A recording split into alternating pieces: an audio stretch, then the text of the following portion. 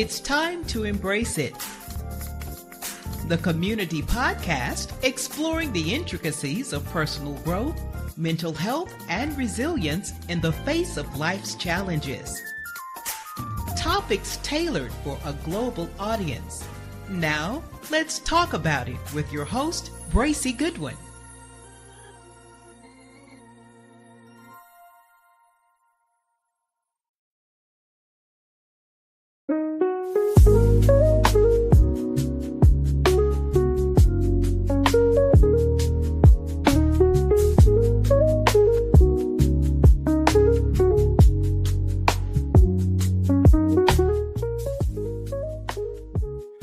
Hey, good evening, everyone. Good morning, good afternoon, wherever you are watching from. I want to say hello to you all. Thank you again for joining into the Embrace It Community Podcast. I really appreciate the support that I've been getting and the conversations we've been having about different topics that we've been on. And so I want to thank everybody that has decided to tune in and join me this evening. And of course, like I always do, I like to start off this evening. It's evening here, 6 p.m. here, Central Standard Time, talking about myself being an advocate for suicide prevention. And there is a 988 suicide prevention crisis hotline that you can call if you know someone or maybe experiencing it yourself. I take this very seriously and I talk about it each and every time. Listen, don't be afraid to talk about this. We need you. We need you here in the community. So please do me a favor. If you are struggling or know somebody that's struggling with it, 988 Suicide Prevention Hotline is 24 hours, 7 days a week, 365 days out of the year. It's in English and in Spanish, and your conversation, it's free and it's confidential. All right. There's always hope. There's always hope. Okay. I can't tell you how much this means to my heart to make sure that I get this word out to somebody. Invite somebody, send that number to somebody, put that in the chat, let them know that there is hope. And you might be doing somebody a big favor by doing it. You never know if you just drop that in somebody's conversation or somebody that you know. So just drop it in there and talk about it and say, here, someone I want you to reach out to, because you never know. I've heard so many testimonies and stories where I came here and I was about to end my life, but I came into this building, into this church, had this conversation with somebody. So you never know. That's why I love being a good listener, and maybe you too as well can be a good listener as well. All right. So I want to make sure that I got that information out to you like I always do. And then we'd like to talk about how we can also keep you in prayer. And prayer is the key. Faith unlocks the door. You can write us at Embrace It Community Podcast at gmail.com, or you can leave an anonymous prayer request on the chaplain's prayer line. Okay. Why don't you take a minute and write that down? 214-295-5628. That's 214-295-5628. That is the chaplain's prayer line that I want you to go ahead and make sure that you do keep it somewhere. Send it to somebody. Share that number. You never know who might be needing someone to listen to them. Okay. No judgment zone on my show. That's why I call it the Embrace It Community Podcast. This is the no judgment zone. As you know, from the beginning I started this podcast, I have been transparent about myself so that I can help somebody else. And I've been reaching lives. I reach lives all across. And what I love about this, and I was just sharing with my co-host before I bring him on, man, I have people listening in Pakistan. I have people listening in Nairobi, Kenya, Dominican Republic. I'm telling you, so this means a lot to me to keep this going. So I appreciate everybody here in the States joining me in and watching and supporting it. Another way that you can support the podcast, if you want, hey, take a picture of that QR code or just put your phone up next to it and buy me a cup of coffee. It's a little website that I have up there where you can buy me a cup of coffee. Now, are you actually buying me a cup of coffee? No, you're just donating to the Embrace the Community Podcast. I don't care if it's $1, $2. Okay. Spread that around for me. Buy me a cup of coffee. So take your phone, copy that QR code, log on there and put in a dollar amount that you want to support this ministry, how you want to call it, my mission, my quest for reaching people in and around here. All right. So buy me a cup of coffee. I think I got everything out the way there. So This month, as we get ready to close this month, we've been talking about domestic violence. So that's why we put that up at the beginning of the show. I want to let you know. So if you know anyone that's in immediate danger, please let them know about the hotline. But the sensitive stuff that we're talking about on this subject, it touches a lot of people. We talked about for the last two segments, uh, women from a women's perspective, from a lady's perspective. And then, I chimed in, of course, on some of the things that I've gone through. But now we're going to look at it from a man's perspective and how it impacts us and why we don't talk, why we don't say anything, and why we hold it in. But yeah, it happens. It happens to men and it happens to women, probably more women than men. If I used to throw up the stats on that, it's probably more women than men. But there are a lot of men out there too that deal with this. And we're going to show a quick video also. But I want to get my co host to come on because I want to introduce him while this is going and while it's playing. Great guy I met here in the Columbus, Ohio. I was about to say Dallas, Texas area. I'm so used to being back home in Columbus, but Dallas, Texas, right out the Oak Cliff area. Good guy. Just met him and we was chopping up in the back. His name is Robert Curtis. And I'm gonna bring on Mr. Curtis. I want you to say hello to everyone, sir. Thank you for joining me today. Thank you, man. How How you you doing? doing? Thank you for having me. Man, this is an honor, man. It's an honor, like I told you, man, just to have you to bravely come on and let's talk about this stuff here. Tell Yes. us about yourself. Tell us about you. Well, I'm a nonprofit leader with the Betty Walker Waste Foundation. We do a lot in the Oak Cliff, South Dallas, and West Dallas community. Now, feed, shelter, clothe, and stuff like that. I just turn some of my negatives into positives in life, and not let things like domestic violence and stuff like that change me and become a better person for my community, Yeah, productive. yeah. I like that, man. I like that.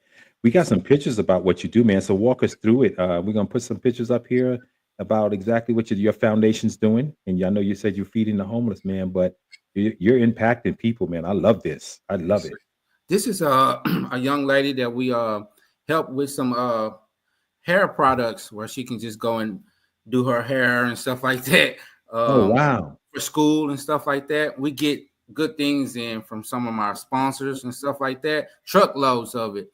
And I just give it out to the community by the truckloads, come out with pallets and stuff like this. It's a back to school event, actually, my third one, because my demand is getting kind of high. But yes, this is actually a back to school event here that we had done, and I was giving out some hair products.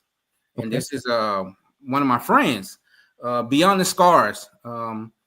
He has scars, but he started a nonprofit, and he comes and helps me out sometimes with back to school supplies or any kind of events that I'm having at the time. And Okay. just a Nice. good partnership that we have between each other. Nice, man. Nice, yeah. Oh, yeah, here's the chief. Yes, that's the chief. That's the Yeah. chief. This is actually an event, a meet and greet event with Councilwoman Carolyn King Arnold. She's a good friend, a good, very supporter of the Betty Walker, a very, very good supporter of the Betty Walker Waste Foundation. She Okay. believed in me, and for a couple of years, I've been partnering with her. And everywhere she go, I go, and we just do amazing things in the community together, such as Christmas. We give Keys Park. She has a Christmas event, and she invites the Betty Walker Waste Foundation out, and we give kids thousands and thousands of toys. So I'm grateful for her. Okay. Yeah, yeah, yeah. I like that, man. And here it looks like, man, you got truckloads of stuff Yes, in the sir. background of that picture, man. Yes, sir. Yes, sir. Truckloads of food and tomato cans and stuff like that. This is just one of my trucks that I give in, and I just go out in the community and I just unload it, and I just go right in the heart of the Oak Cliff community, and I pass out Wow. everyday Wow. essentials. Listen, man, I'm noticing one of my good friends, Minister William Hill, he's on now watching. And I Yes, know he has the over at our church, Mount Rose Church, he does the okay. giveaway as well. He's over the harvest ministry. So, Okay. man, I'm glad he's watching too, so that he can chime in on this as well. Thank you for joining, Mr. Hill, good friend of mine. Yeah. So now let me ask a question. How often so people can find out everything that's going on by your website here, right? Yes, sir. They can. Okay, yeah, because I'm going to chime in, man, and like I said, I'm going to support and come down, man. And if anything that I can do, man, I'll put on my chaplain vest, man. And like I said, my walk, man, is just listening to people and trying to help people that's dealing with life issues, all walks of life. It doesn't matter how old or how young, because you and I, we were once kids, Yes, but we sir. didn't have anybody to really talk to. Yeah. We were told to, don't talk, listen, but don't talk. I remember that. I couldn't say nothing Yeah. to talk about anything that I was dealing with in my house that was so dysfunction at times, man. So, Yes. man, I'm going to Like the definitely. old saying is, what goes on in this house stays. Remember that? You remember that? You bet not. I mean, I couldn't even tell my grandmother half of the stuff. So yeah, that right there, that's part of it. But thank you, man, for sharing this. I hope everyone can take note of the foundation here, the Betty Walker Waits Foundation here, and copy that email address down too as well, bwwfoundation.org, and support this man here. He's doing a great job here in the Dallas community, man. So I'm glad we became brothers, man. We are brothers, man, from now on, man. From another mother, we're brothers from another mother. But we're going to talk about this for real. So let's go ahead and get into this, because I don't want to take up too much of your time. You're a hardworking man, and I respect your time. And like I said, we talked about for the last 3 weeks about domestic violence. So let's start with the truth about this domestic violence. It's an often uncomfortable, acknowledge that men can be victims as well. Yes. Domestic violence is something that does not discriminate. And it shows about 1 in 4 men experience some form of intimidation, partner violence in their lifetime, yet male victims report much lower rates than Yes. women. Why don't men speak up? The reasons are complex. And that's why I want to go into this quick video where we got it queued up about this gentleman. And it sounds like he's from the UK, and he's talking about why men don't speak up. Let's listen to this. Okay. So one of the hardest things I hear and felt myself, but when I talk to men and they say to me, I've survived the abuse, I'm kind of getting out the other side. But what I can't survive is the way people look at me, think of me, etc. It's that, like we said, that stigma, that shame society doesn't understand. The amount of guys who come to me and they say, I went into the police station to report that I was being abused, and they laughed at me. I mean, it's just ludicrous that someone is coming forward and saying that this terrible thing has happened to me, and they're not believed, they're laughed at, they're made to feel ridiculed, they're made to feel that they shouldn't come forward and talk about it. An example I always try to give to people is, imagine you left work for the day and you came back the next day and you said to everyone, I was in a bank robbery last night. I stopped to draw money at a bank, and these guys came in and they were armed and they robbed the place. And I was really scared, and they hit me with their gun and, all these terrible things. Almost no one in that situation is going to turn around and go, oh, what did you do to make them do that? But when it comes to domestic abuse, that's how it feels. And that's kind of how people react, so it's something being done to you that's wrong. So we really need to try fix this. And a big part of this is trying to get people to understand around domestic abuse against men, the similarities and the differences, understand how they can help people in their lives. So something I've done is I've created a full course on this, understanding domestic abuse against men. It's on Udemy. I'll put all the links in the description. Yeah, that's a good place to start right there. But that's good, Rob, because we talk about the fear of not being believed is real. Male victims often worry that friends, family, or even authorities won't take their claims seriously. They might fear being as weak, or worse, being suspected of being the actual aggressor. Because when I went through it, when I had my situation going, the first thing the counselor said to me, and it kind of pissed me off. And I was talking to someone earlier today. The first thing they said, well, what did you do? Why is it always I got to do something to actually get, offended or get something to happen to me? What did I do? I know what I did. If I really want me to be real, I chose the wrong person. That's what I did. So, and that's that. So help me out, man. Let's talk about this. Let's talk about it. You started to talk about something, but go ahead. I'm gonna let you. Yes. Well, from my experience, it started as a child. I actually seen my mother being abused really bad as a child by my stepdad, and many of times I would run out my room to try to help her, and I made it possible. Just so happened my stepdad, he loved me very much, but his relationship with my mother was just crazy, and he would just beat her. She would be holding on to the windows and stuff like that, trying to get away from him. And she stayed with him for many years. And I remember times that I would go to sleep and my heart would beat, and I just hoping that they would have a good night, so I wouldn't wake up to hearing the beating and the argument and stuff like that. But it got so bad to the point of where me and my mom ran away, man, and we had to go and live inside the shelter for a couple years. I don't know if you ever heard of the Genesis shelter, but I lived there as a child. And as we got better as a family, me and my mom, and we left off, I don't know, some women wound up, my mom, she probably gonna, some women wind up going back to their abuser.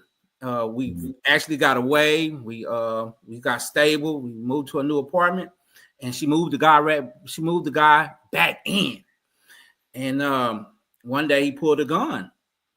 They was fighting, and he pulled a gun, and I ran in there, man, and I jumped in front of the gun, and I said, "Man, put the gun down, man. Don't kill my mama," you know. Right. And he loved me so much that he put the gun down, and he cried and walked away. But that's my experience with domestic violence. And also it's another part of it that we don't discuss, you know, as far as just with husband and wife, where I experienced some of my siblings hit my mom too. You know, we don't talk about that, but we keep that inside. But siblings, parents are being abused too, you know, from their own children, you know, and it's kind of hidden, you know what I mean?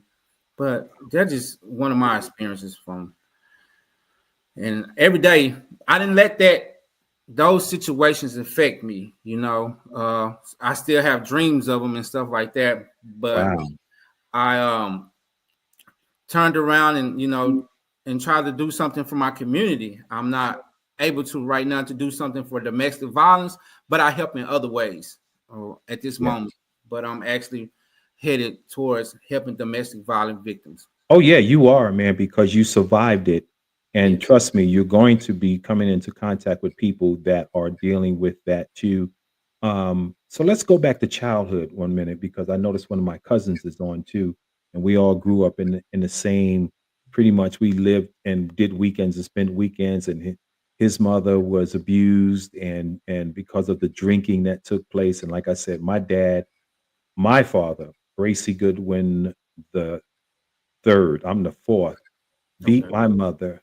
And all I remember, my uncle sitting at the door. I couldn't get out the house to go get help from my grandmother. He sat at the door because he's drunk, and that's our brother. And he's beating on my mother, putting her head in the toilet. That's all I remember. I watched that, and I saw it vaguely, but I don't remember exactly what triggered it. I don't understand it. And then, you know, here it is. I'm seeing this,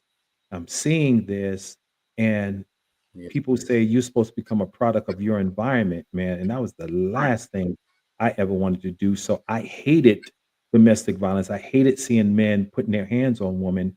My brother and I, when he was living, we were riding down the street one day, man. Saw this guy had this woman pinned up against the fence with his hand around her neck. We both jumped out, man, said, let her go. Let her go. And he did. He let her go. You know, she started beating on him. Oh, she did. No. I said, well, you don't put your hands on no woman. So that's how it affected us, man. We became that guy. That was like, no, you know. Yeah, I'm that guy too. Right. Yes. Even Yes. though the times we're living in now, that's a love language for some women. They like that. Yeah. And here we are going to try to help them. And then we're the Yeah. ones that's like in the wrong. So it's like, oh, that's that fine line. But I despise it. But we survived it. Were you able to be transparent in your marriage? Talk Yes. about this, man. I've been married for 20 years now. Oh, I might seem man. like a young guy, but You do. Yeah. I've actually been married for 20 years, and I have a great relationship with my wife. Some of those things helped me become a better husband. Wow. Because I understand my wife has been through domestic violence in her life, so I'm able to be a little bit more patient with her. I don't spaz out, and I just don't want to be what I seen happen to my mother. I don't want that in my house, and I don't want that for my children. Right. But that might change other men. Sometimes when a man has seen that in his household, he thinks that is okay. That's the norm, right? Yeah. He thinks it's normal once he's been raised like that in his life, and he might think that that's normal, but it's really not. But this is all that he has seen. You know what I mean? Yeah. And also, without a father figure, sometimes in the house causes some of the problems too for a man to be abusive to a woman too. But just by the grace of God, man, you have to read that Bible and stuff like that to have some kind of foundation for yourself to know what is wrong and right. But some men need more help than the other man. You know what I mean? Right. They don't know how to the difference, the two. This is what I'm supposed to do. This is what my father did. So I'm going to do this to my wife. And some people deal with that. Hey, I'm inviting people to drop some questions in the chat. If you do have any questions for myself or Robert, go ahead and drop them in the chat if you are listening and you might have something that you want to ask us, but we'll try to touch on it too. And before I forget, let me just say this. Hey, Robert, do you take donations of clothing? Because I know someone that has some clothing. Do you take donations? Yes, sir, I do. Okay, so the best thing to do is contact you on your foundation, because this person that I know that has so many clothing, we used to talk about it today. She needs to get rid of some clothing. So I'm glad she can give it to you, man, and donate it over to you, man, because she says she's got big bins of clothes, and I just said, let's find a place that we know that it will fall into good hands and help it. Okay, so anyway, if you got any questions and you got anything you want to ask Robert, you want to ask myself, go ahead and drop it in the chat. We'll go ahead and try to answer your question tonight. If not, we'll answer it another time. But like you said, now acknowledging the problem is where the change begins. Right. This is where the change begins. We have to acknowledge that this is what my childhood was like. And so we're being transparent in our relationship, man. And hats off to you for 20 years of marriage, man. Yes, because, I want that. I want the same. I want to be able to be transparent and not be judged, because in the previous marriage that I was in, I was transparent in this relationship. Okay. And I talked about everything that I've been through. And as soon as she got angry at me, she started to use it against me. This is why this, and this is why this didn't work, and all of this stuff. And then became the putting on my hands on me, laying hands. She was putting hands on me.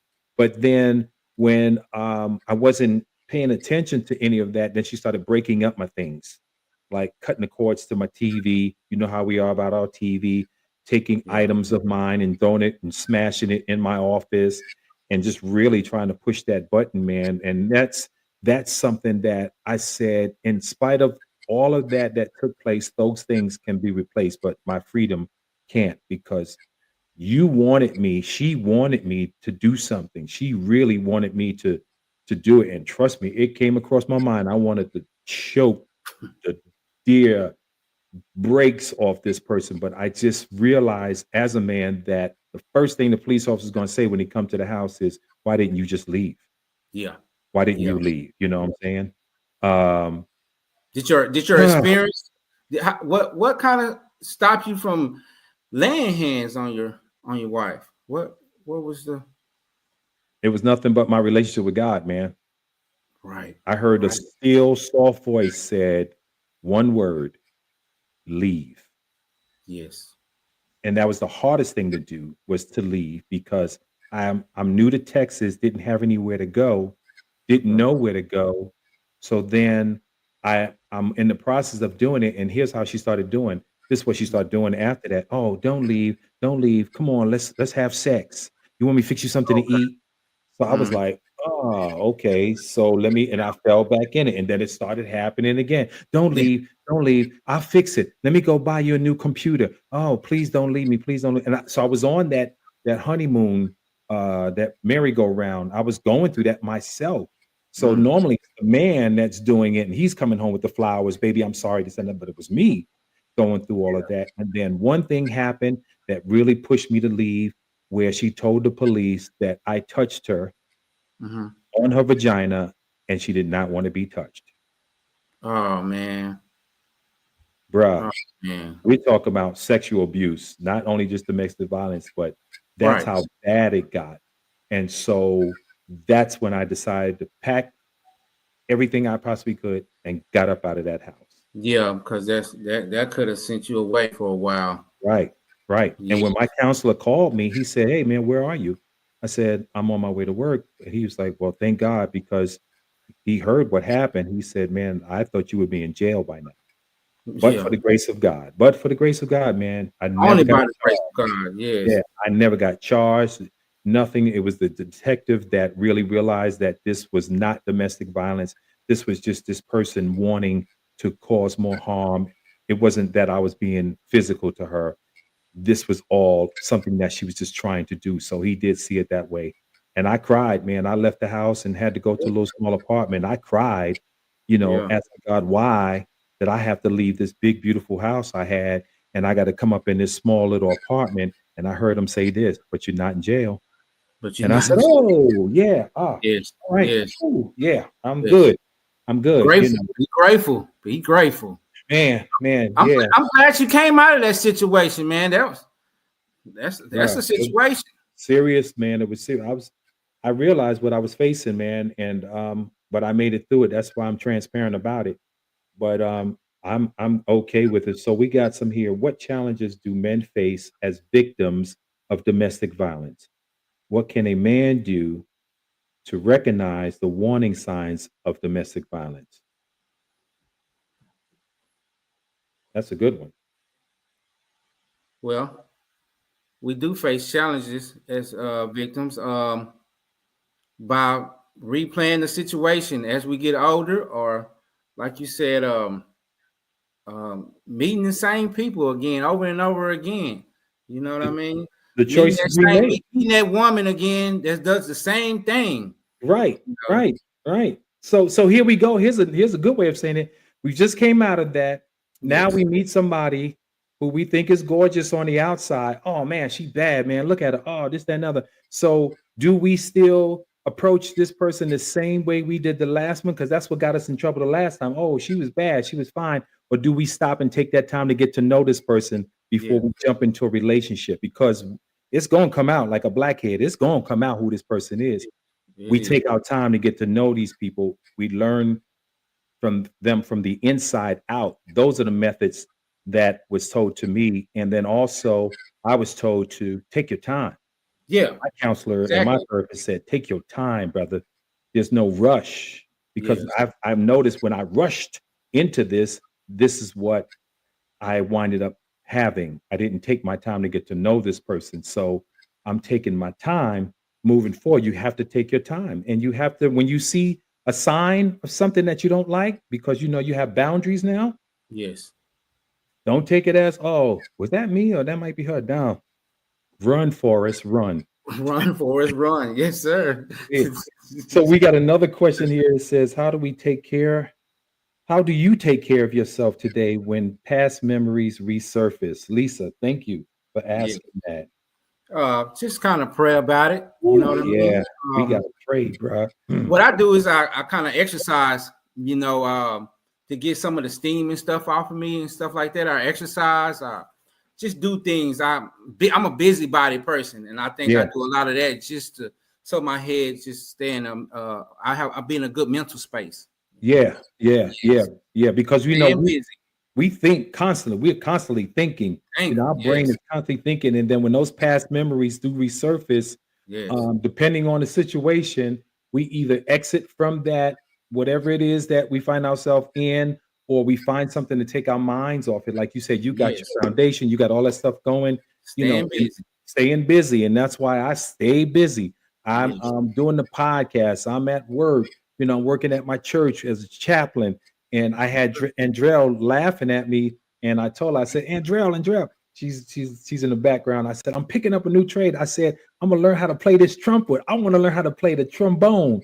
And she Okay. said, for real. I said, yeah, I want to learn. So, bro, I went and ordered my mouthpiece off of Amazon, bro. Yeah. And this is the whole step because I'm keeping myself. Yeah, I played the trombone in high school. Well, in middle school. Oh, did you? Okay. Yeah, I was in a band in at Atwell. Yeah. Middle school, and I played that was my instrument of choice. Yeah, I play piano, man, and all that stuff, but I want to learn this trombone. I don't know why I'm gravitated, so I can blow these problems away. I don't know. I just want to get into it. That's what I want to do. It's a great instrument, man. You'll love it. You're gonna love it. Yeah. Okay. Yeah, that's what I'm doing. So let's say Lisa asks, what advice would you give to someone in the same situation or have been through it? That's a good question. That is a good question. You want to start with that? Or you go ahead, man. Then I'm gonna help Lisa. Okay. What I would do is just try to, as far as my experience with it, I would try to sit down and talk with somebody. You know what I mean? Get you a counselor. Gotta go to counselor. Yeah. Go to church. If you're married or not, talk with your spouse about it. Absolutely. It helps. Maybe that person has been through some of the same things that you have as well. And maybe y'all can collaborate, man, and have a little peace time and sit down and talk about it. Find you things to do, because idle mind is a devil's what they say? Devil's workshop. Yeah. Devil's playground. So stay busy. Yes, sir. Staying busy. So you had, when you've gone through the same situations, the main thing, like you said, Robert, the counseling, and don't be afraid to go through counseling, and don't be afraid to sit down with a therapist as well, because those two are two different. I sat down with a counselor and a therapist, and the common denominator that they both came back to talk to me about was, Bracy, take your time. Now, when I talked about the trauma from the childhood of seeing my mother beat and how I was talked about from my stepfather, he had me do an exercise which consisted of write down everything, 5 things that were told to you about yourself when you were a kid, the negative things. And I did that. And then he said, now write down 5 positive things that you have accomplished as an adult. That's great. And he said, now, does any of that line up to what was told about you as a kid? Because sometimes we are our worst enemy. Yes, we are. And the enemy can be me.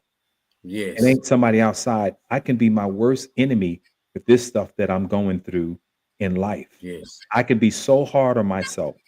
I'm still working on being hard on myself when it comes down to being successful in my job and the podcast and what I'm saying, how I pronunciate and all of that stuff. I'm hard on myself. And Andrell will be like, Bracy, you did good. But I'll be like, what did you hear what I said? I missaid that word. I'm just hard on myself, So that's just the things that I'm still working on with me, because sometimes the enemy is yourself. So get that therapy, Lisa, and get that counseling, and don't be afraid to talk to somebody that you can really honestly trust. Honestly trust. Yes. Let's see. We got another one here. Aquanetta. Let's see. I can see it. I need to put on my glasses so I can see it. Being a survivor myself, we have to look at the facts over feelings. Oftentimes, we haven't healed.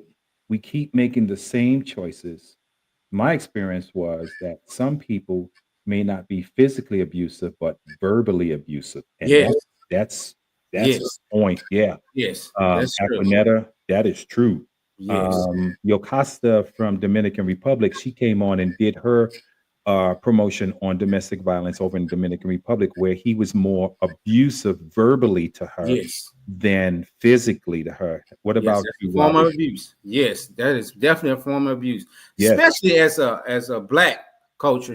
We can use our words really bad to tear people down, Can't we? Yes, we can. And I think that's another part of come from childhood.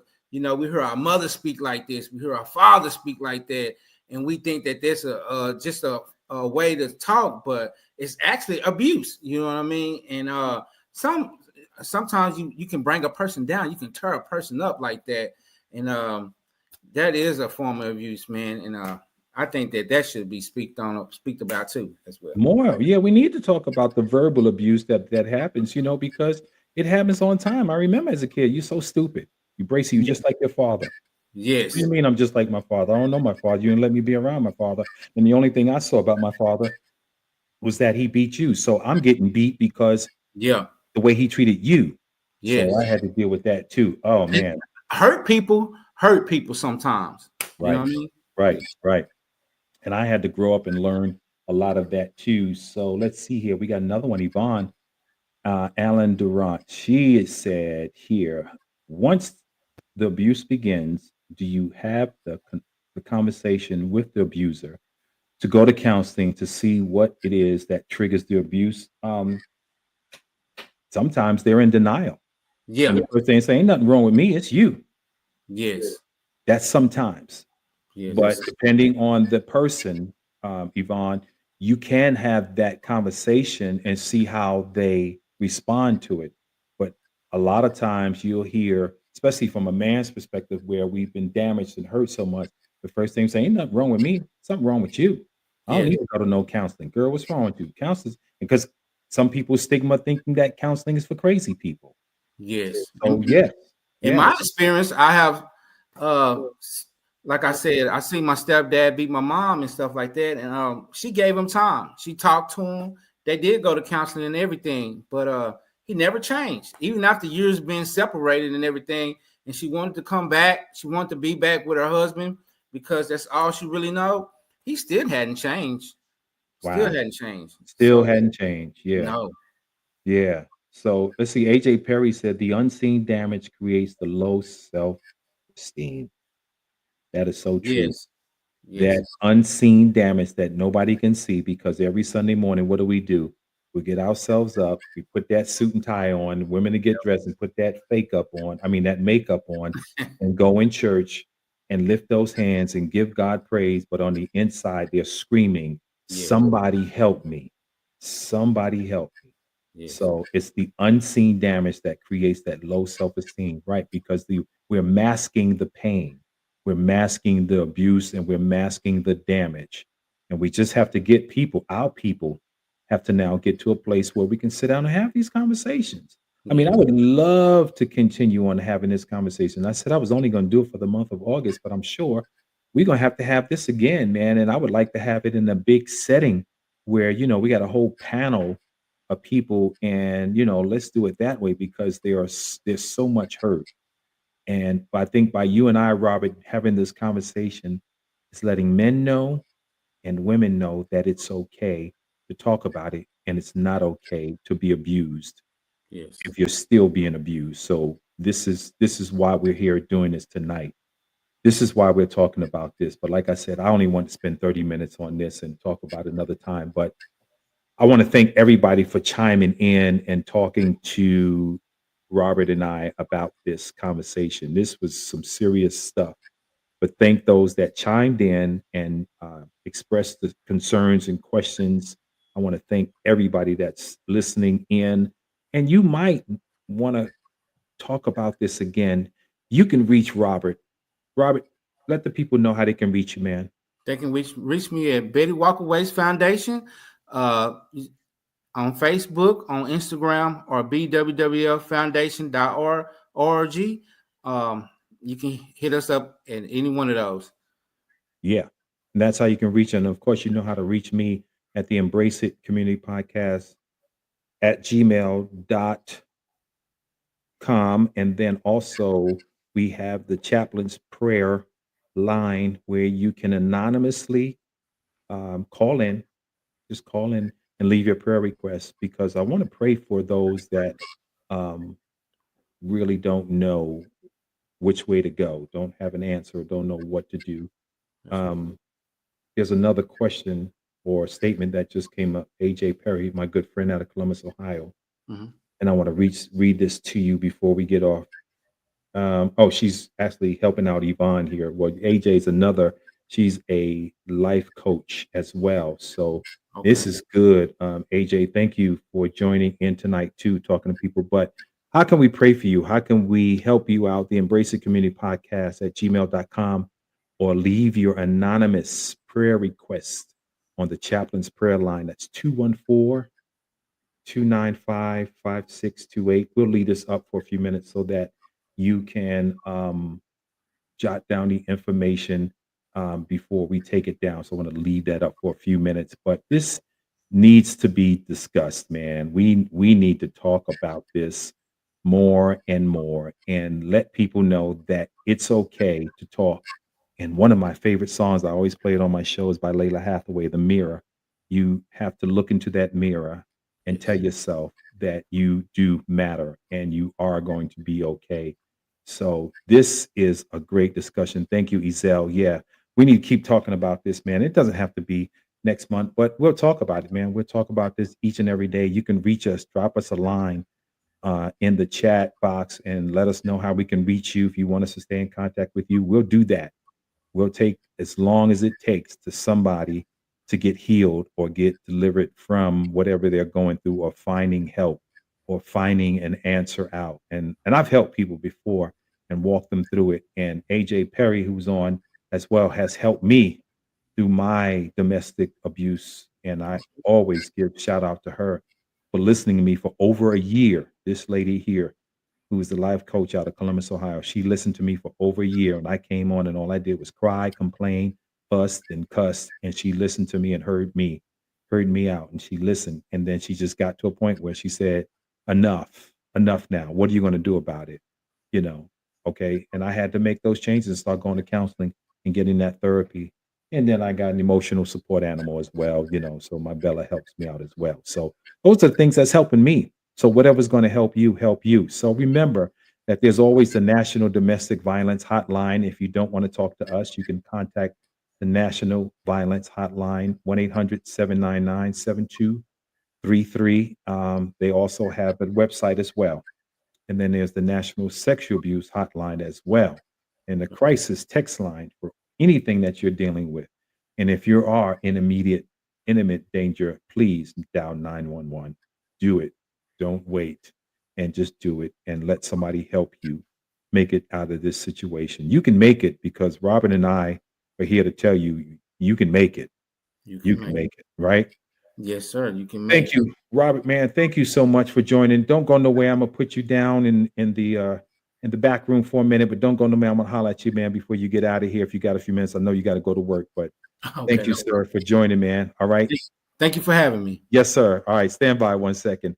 Thank y'all so much for watching tonight. I appreciate all the comments and concerns and the questions and those that chimed in, and my coworkers and everyone that has been tuning into the show and your support that you've been doing me. Thank you so much for this. This has been a good, powerful month of domestic violence, that just talking about this stuff.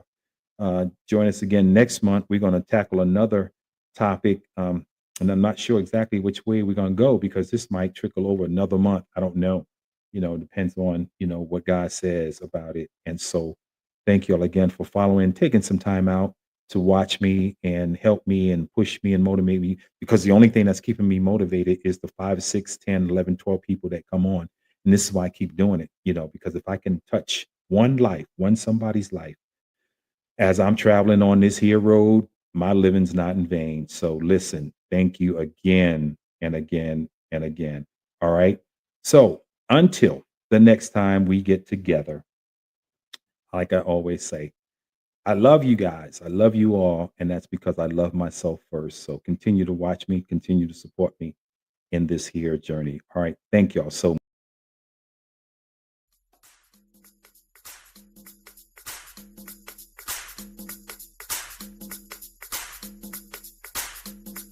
Thank you for listening to Embrace It, the community podcast. We'd love to hear from you. Follow the community podcast page on Facebook, Instagram, or YouTube. Please like and share the podcast with your community circle.